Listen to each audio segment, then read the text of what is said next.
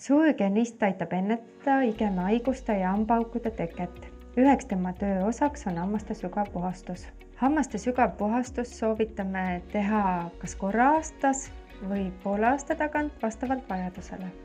Hammaste sügav puhastuse käigus hügienist eemaldab hammastelt ultraheli või käsiinstrumentidega hambakivi. Soodapuhastuse käigus eemaldatakse hammastelt hambakatt ja pigment. Peale hammaste sügav puhastust on suus väga hea ja siidine tunne ja hambad on nagu pärlid. Miks teha hammaste sügav puhastust? Sest see aitab ennetada hambakivi teket ja igemehaigusi.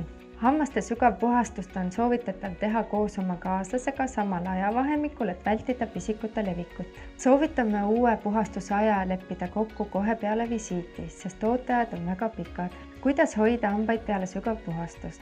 Kuna peale sügav puhastust võivad hambad olla tundlikud, siis tuleks vältida väga kuumade jookide ja söökide tarbimist. Peale sügav puhastust tuleks vältida pigmendirikkaid toite ja jooke, näiteks kohvi, teed, marju, punast veini, värvirikkaid gaseeritud jooke, karrit ja tomatipastat. Pärast sügav puhastust tuleks vana hambari vahetada uue vastu, et mitte vana hambaharjaga viia puhtasse suhu pisikuid.